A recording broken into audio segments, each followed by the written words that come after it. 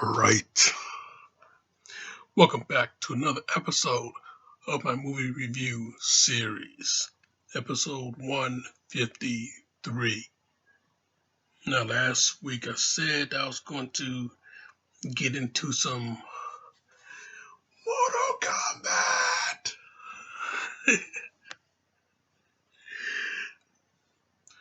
Mortal Kombat 1995, starring Lyndon Ashby, Kerry uh, Harry, Hiroyuki Tagawa, the guy that plays the villain in every single 90s action movie. Him. Kerry Tagawa. Yeah, Tagawa. You know who he is. Robin Shue, Bridget Wilson, Talisa Soto, and Highlander himself, Christopher Lambert. Yes. Directed by Paul W.S. Anderson. At the time, he was just Paul Anderson, but now he's Paul W.S. Anderson, the guy that done all the Resident Evil films. Him.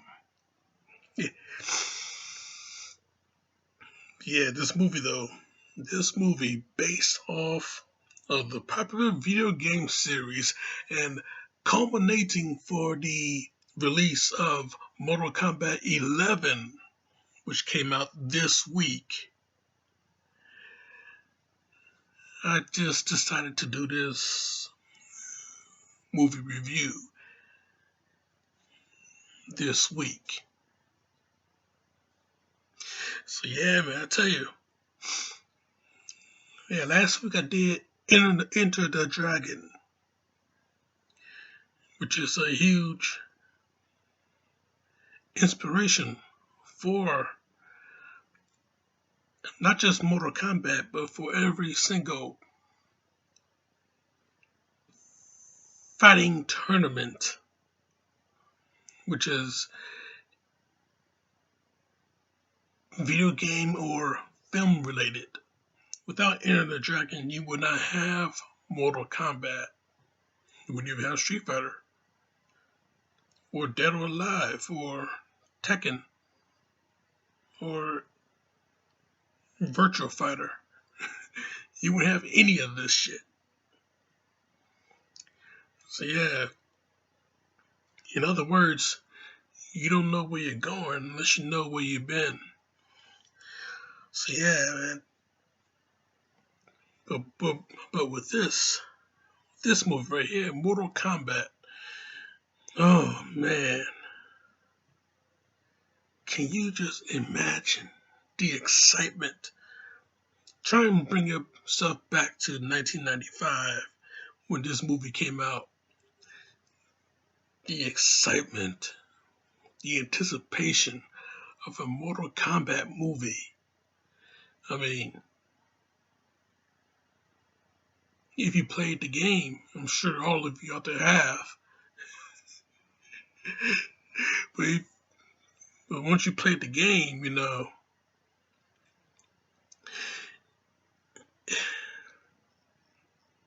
you got the feel of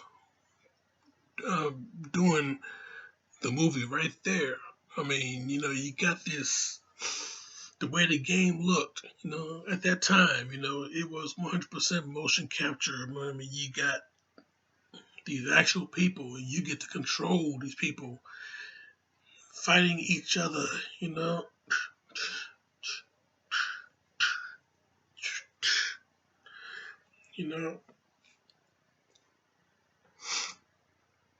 I mean, with this movie, you got the game coming to life right in front of your eyes. But with this movie, along came its problems. I mean, This is Hollywood writing this movie. This isn't the game manufacturers Midway at the time. This isn't them writing this movie. This is Hollywood. This is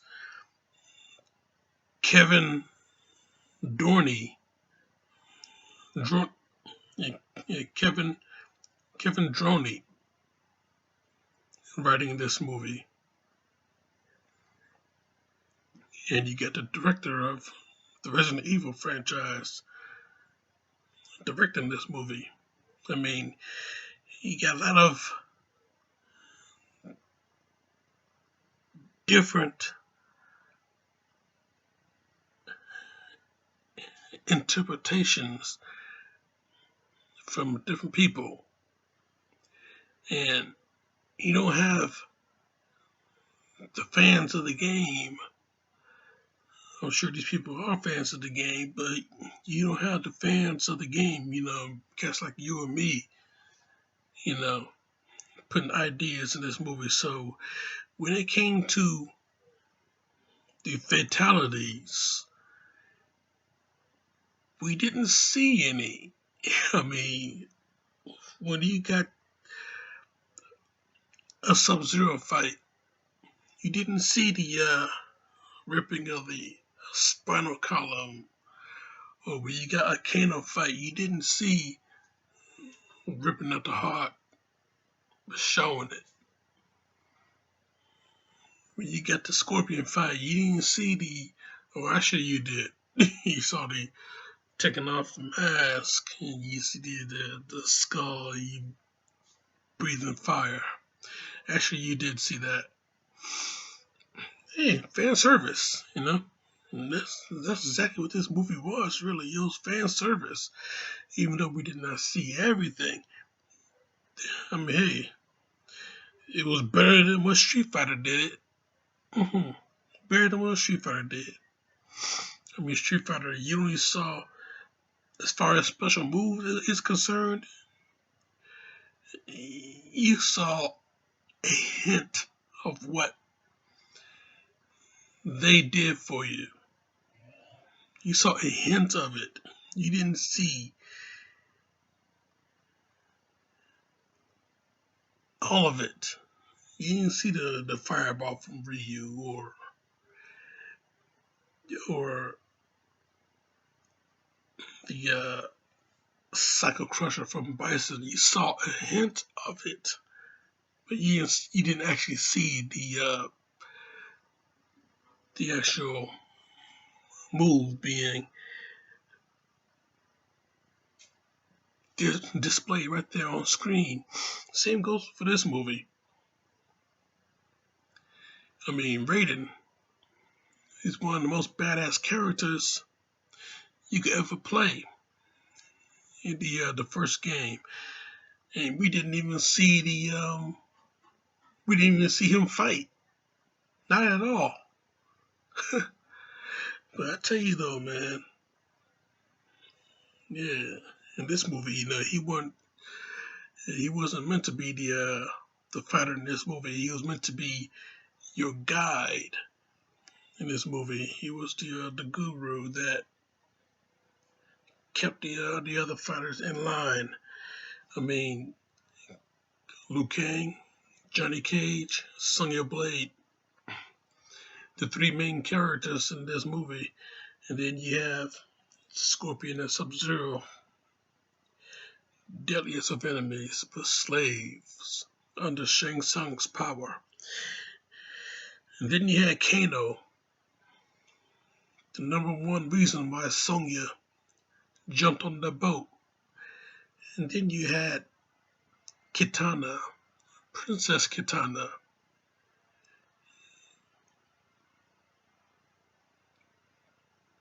And then you had,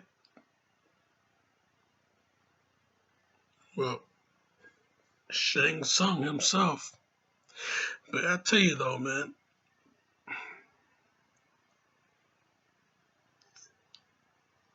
all of the special effects in this movie, all the visual effects and everything, very, very top notch at that time. I mean, even the little beast that came out of Scorpion's hand, you know, even that little sucker that came out of his hand, very, very top notch tech, visual effects, CGI at that time. I mean, it's very, very outdated right now, but still, you know, with a little bit of a touch up, you know, it could be very improved on a Blu-ray, I'm sure.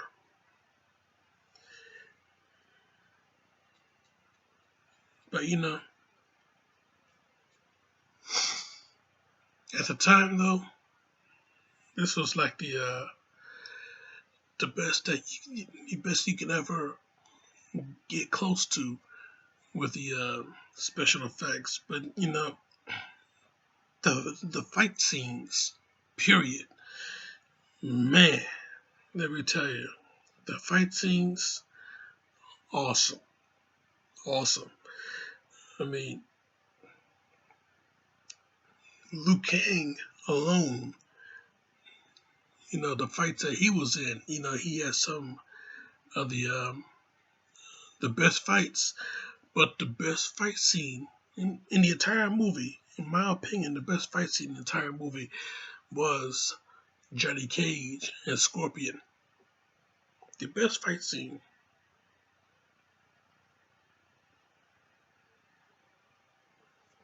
I mean, those two cats went at it tooth and nail. Those two cats.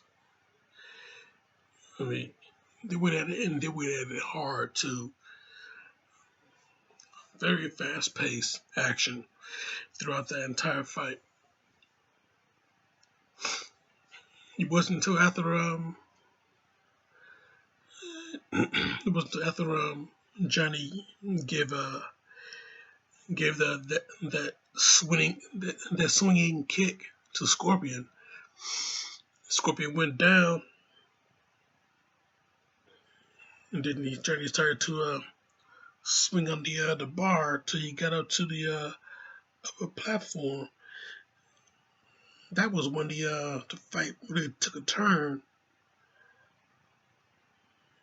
And that's when the action had officially slowed down.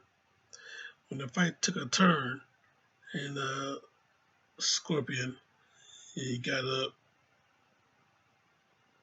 Yeah, get down here. Kicked the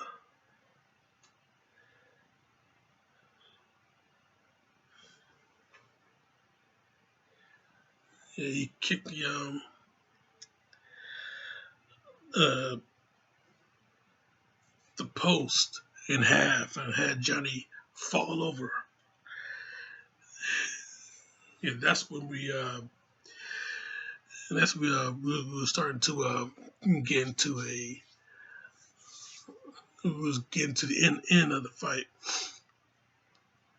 and that's when Scorpion, you know, he ripped off the mask, he exposed the skull, and then he about to blow out the fire. He about to finish him right there, but Johnny grabbed the shield, he picked it up, you know, covered himself. Next thing you know, grabbed the weapon, threw it, and gets Scorpion in the shoulder.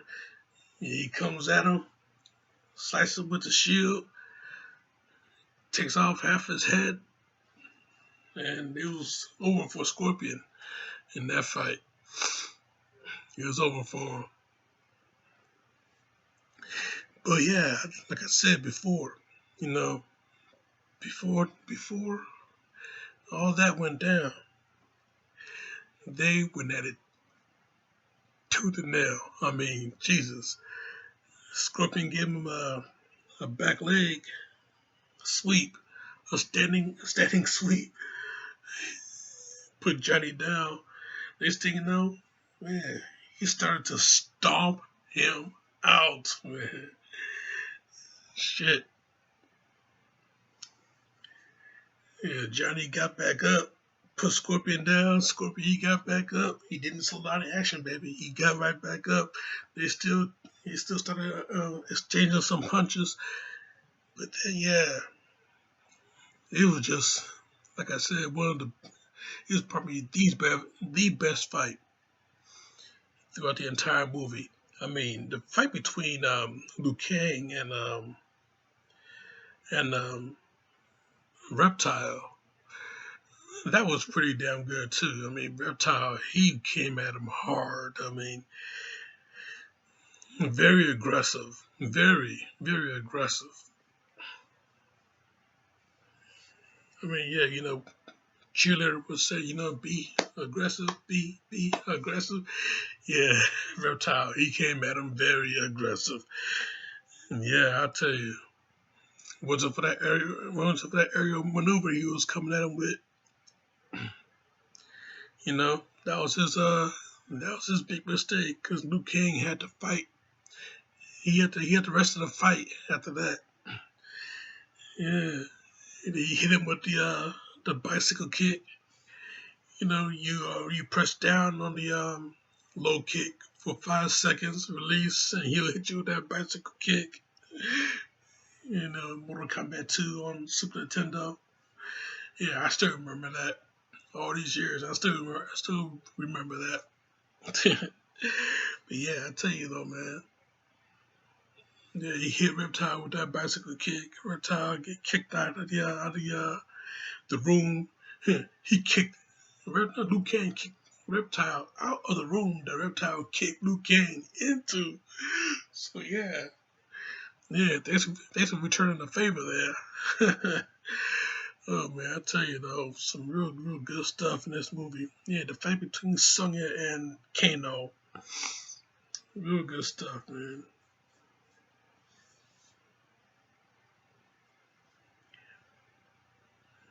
I mean, hell, the first, well, not the first fight of the movie, but the first fight of the tournament. We had Liu Kang taking on that Jamaican fighter with the with the bow staff battle on sand. I mean, yeah, it's hard to move on sand, but when you got to fight on sand, yeah, you can tell. Both of those guys, yeah, top-notch fighters, not just on screen, but off screen too. I mean, you got to handle that sand the way that did. Real top-notch fighters, man. But yeah, I tell you though, in a way, yeah, this movie, it did not deliver as far as we're seeing fatalities go. It's not an R-rated movie, not by any means, but it did deliver as far as the action go. I mean, this movie was quick action packed all throughout. I mean, you have a little bit of story here and there, but action packed all throughout. And how Goro looked in the movie too. I mean, 100% practical effects. I mean, you got the puppeteer moving, this big bastard around. You got the wide shot when he fought Johnny Cage. You got that wide shot and Johnny beating Goro very easily that wide shot. Yeah, this is where you fall down. Yeah, Goro. Yeah, he was hanging off the cliff there. He was holding on. Yeah, Johnny told him, yeah, this is where he fall down. Goro slips, and down he go. Where did he stop? No one knows. But yeah, I tell you though, yeah, this movie, it delivered, all right. It really delivered. And you got the score from George S. Clinton, you know. This guy is pretty much a damn legend.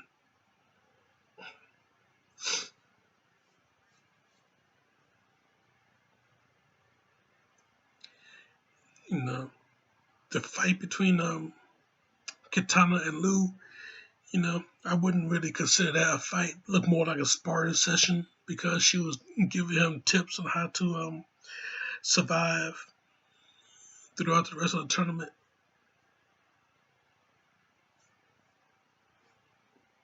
So yeah, those two. When those two fought, it wasn't much of a fight.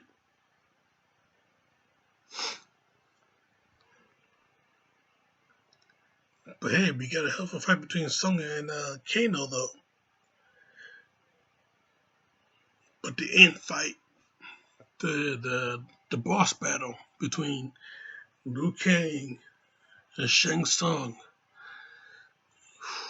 man, oh man, mm, real good stuff. Nice little mixture of action, a nice little mixture of story because we had to conclude this game, and yeah, seeing Liu and Shang go at it, you know, when they opened it up, giving each other's blocking each other's shots, you know. Shane give Lou a knee, and they're still blocking each other's shots, you know. Lock up, Shane flip him over, but Lou gets up, slugs Shane right in the face. Shane goes down with one punch.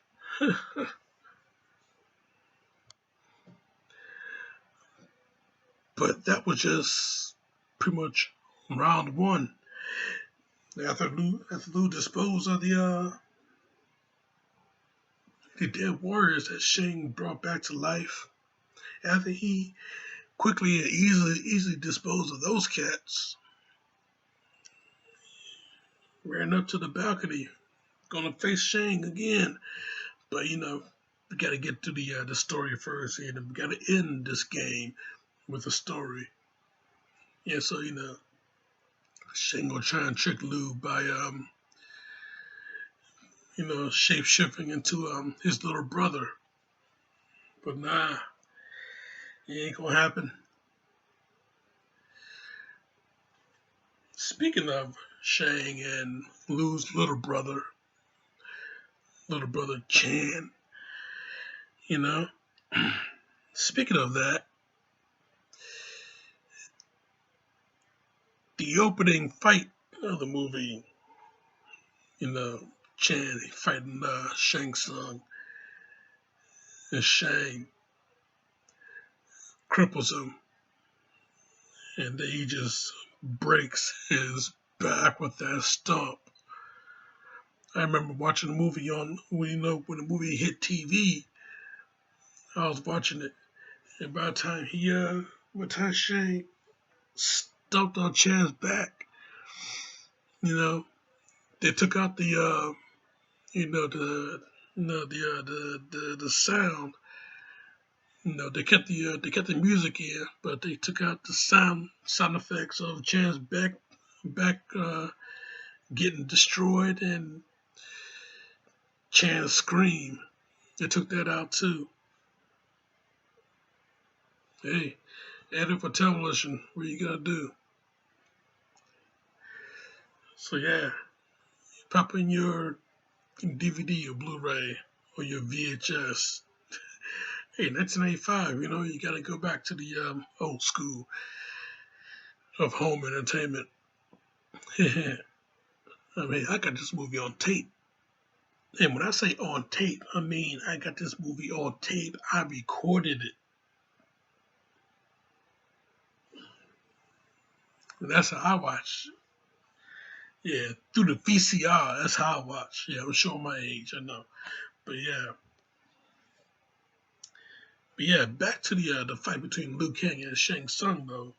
Yeah, when Yeah, when with Shane, he couldn't trick Lou. He couldn't trick Lou. And so he shapeshift back to his own self, and he got in some real good shots on Lou. I mean, put him down, drove the elbow into his back. The chosen one. Slammed his face into the ground. Yeah, Lou gets up. Yeah, Shane try and get a couple more shots in, but Lou, yeah, he shows his superiority. Next thing you know, he comes at Shane, but he comes out with a barrage of hard shots to the body, to the face. Yeah, he gave us the shots, from the door all the way over to the edge of the balcony. But here was the prime shot. Hit him with that fireball right off the balcony. Right off the balcony, right down into the giant spikes. Giant spikes below. So yeah, that was some real fan service, if you played the game, which I'm sure all of you have. Them giant spikes below, that's the pit. Hit him with the uppercut. You fall right down there. Go right through one of those spikes. Hell, you go right through a few of those spikes in later games, They brought back the pit. They improved it. Yeah. Knock them down. Not only you'll go through, torso get impaled, but one of your legs might get impaled, one of your arms, your head might get. I tell you, brutal stuff in the game, but in the movie, not so brutal. But still, he is real stylish, man. It's real good to look at. Real good stuff in this whole movie, man. Real good stuff in this whole movie.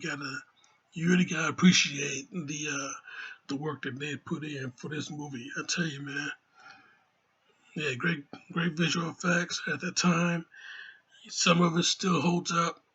Some of it, yeah, great fight scenes, man. All throughout, great fight scenes. I mean, hell, you want to see Sonya fight once in this movie. You want to see Johnny Cage. Well, yeah, they fought other times too. The fight in the throne room. When Liu Kang, Johnny Cage, and Sonya Blade took on those guards. That one melee fight. But I gotta tell you though, seeing Scorpion and Sub-Zero for the first time on screen, you see them walking through the door. Yeah, they walking through the door together? Wait, what?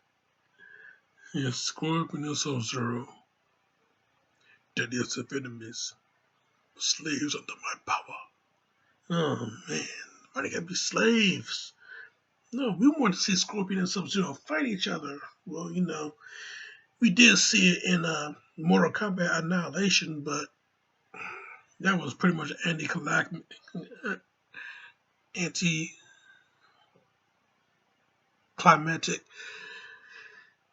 But I tell you though, if you want to see a fight between Scorpion and Sub-Zero, if you want to see a real good fight between them, live action, you should check out this. You should check out the fight that they had in the TV show Mortal Kombat Conquest. Now that was a real good fight between them. Real good fight. I mean, the resolution of the video sucks, but still, that fight, you can't go wrong with it.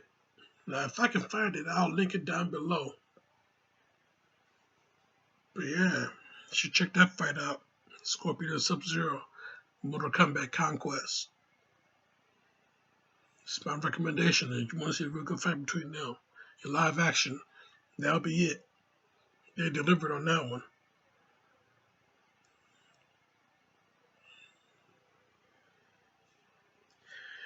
But yeah, I tell you though, you know, yeah, the best fight in the movie was Johnny Cage and Scorpion.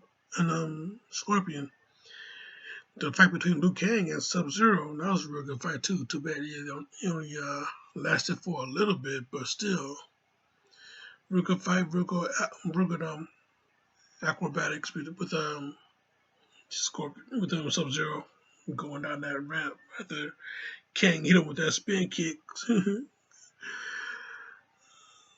Sub-Zero kind of tumbled down, flipped over flipped over on that ramp to the floor. I loved when Scorpion, when Sub-Zero turned his head. You know, you heard ice breaking in his neck. You know, I love that, man. That was real good stuff. You know, you could tell. You know, yeah, that power that he has, you know, to control the ice. You know, it just surging all through him. You know, yeah, you gotta. Yeah, you break the ice. It's like you're breaking bones. You know. But yeah, I like that. Real good sound effects too. I mean, yeah, you have some. The movie is just plain awesome. I mean, I don't get why people would consider this movie to be a guilty pleasure. I don't get it. I mean, watching this movie, there's nothing guilty to. There's nothing to be guilty about. This movie just pure pleasure.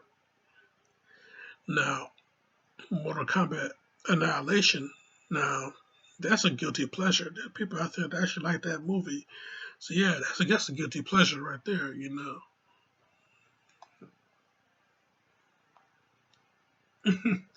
That's a guilty pleasure. You know, you gotta look around before you push play, you know. But yeah, this movie though, Mortal Kombat 1995, a good 4 out of 5 from me. This movie, yeah, it's awesome, but it could be better. Just like Mortal Kombat Legacy. Now that was a great adaptation. Too bad it's only a web series that you can barely find on the you can barely find anywhere. Mortal Kombat Legacy and Mortal Kombat Legacy Season 2. Now, Season 2 was okay, but you know, it just messed up that we couldn't get a Season 3. Damn. But I tell you though, you can find them. You can find them. They're out there. They're out there. I know. Yeah. I had a little run in with